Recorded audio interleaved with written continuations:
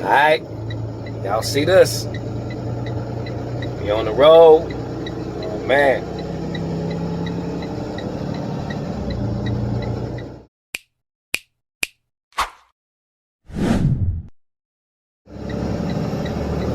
We on the road. It's that truck life. Just got finished waiting for probably about an hour. I was in motion to make my, oh man, that's it. That's that truck life. Y'all see that? That's that truck life, man. Accident on the road. Interstate backed up. All truck drivers and y'all driving, y'all be careful. Y'all try not to be in a rush to get into no way.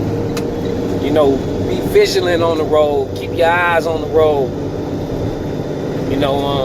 Be safe. I'm pretty sure it looked like somebody might be out of business for a little bit. I did see the lady that just got out of the car. She was on the stretcher, so thank God she okay. But look, when things like that happen, look how far this go back. And y'all can see that again. I'm back in the area that I was in a day or so ago. I'm going to pick up some more doors. Guy asked me, he was like, hey, Jervin, you want to run this again? I was like, yeah, I don't mind running it again. Now, the pay is it's okay, because I got to bring it back to Charleston and lay over into the morning time, because I guess where I'm dropping it off at night, I know for certain that there's only 2 guys that's out there, so that's unloading it, and there's no driver assistance. And I ain't moving it, so I'm gonna take it down in the morning time, and that's North Carolina, not Monroe. I said Monroe the other day, but it's Mooresville, like in the same area a little bit. So I'm gonna shoot that on down there. Gonna pull up to Gaston in probably about another 20 minutes. But I'm pretty sure I'm gonna be on the interstate for a little minute, because I keep telling y'all, look how far that go back. That was on the other side. So yeah, not a bad day. We'll be down in North Carolina again tomorrow. We'll get down there at the same time we got down there yesterday, and we're gonna try to get something coming back. I will say, a lot of these weeks, for the past 2 weeks, as a driver, I haven't been grossing what I wanted to gross on a weekly basis, but sometimes it's barely paid the bill, especially with end coming out.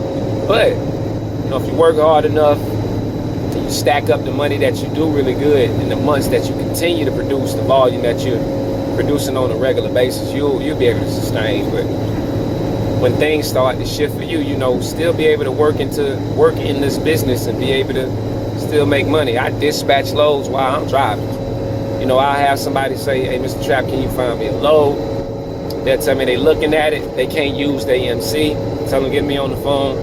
I use my MC, we get them the load, we get them out. I'm constantly doing something in this industry, because this is what we do. So I'm trying to stay ingratiated in it and keep myself in it and keep, revenue in it and revenue coming, as opposed, because there's so much revenue that goes out on a weekly basis, for the people who own their truck, they should be seeing the upside of things right now.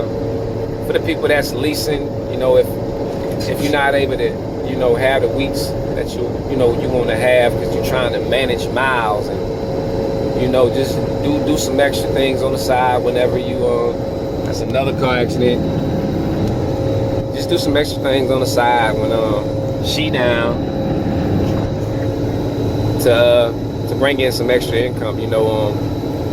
I got my load today. I know I'm getting paid for it. So this evening when I get off, I know what I gotta do. I know if I'm gonna spend $180 today in fuel, and then I'm gonna sit and try to find something else and double up. The commodity for what I'm having, it'll allow me to double up. So if I can't, I'm gonna go back, I'm gonna chill out, and then I'm gonna turn on my Uber Eats, and I'm gonna do probably about, because I don't really deal with the people too much. I do, but I don't. it's just less stressful after I'm on the phone with people all day. But I usually knock out about 8 or 9 trips with Uber Eats, and that I put what, $12 in the car for fuel, knock down 8 or 9 trips for Uber Eats. That what might give me about 120 in profit, maybe 110, 90. I know my Uber is different than everybody else's Uber. I've been doing it for 5 years, and not consecutively, but I've been making money in the years that I did. Like, you know, I hit almost close to 50K with Uber, just doing part-time work. That kind of set me in a good place with them. So whenever promotions and stuff like that come up, you know what I mean, I always get some of the better promotions. Just got a promotion the other day for like, what, I think it was 15 trips for like $275 or something. You can knock that out in a day. You can knock that out in 2 hours, depending on where it's coming from. I had a trip the other day from Walmart that it was like 8 trips, and all of them was right around the corner from each other.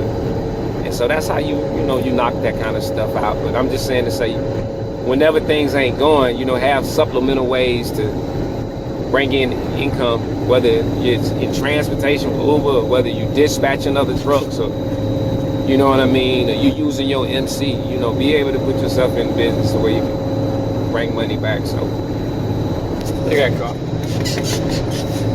These people be driving crazy on the interstate. Crazy. He just cut right in front of me. Look at that fuel.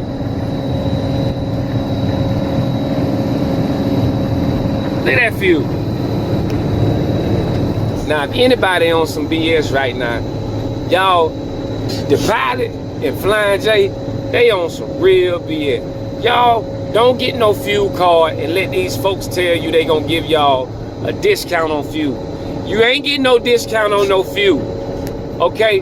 That 20 cents that they taking off, it ain't cheaper than you going to the Shell gas station or to the Quick Trip or to the Raceway or anybody. Furthermore, with that matter, with diesel, man, y'all don't let these people fool y'all with these gas cards. I've been got rid of my gas card since I was up there in Virginia, talking to Tim and telling him, man, get rid of that fuel card. You got a better chance of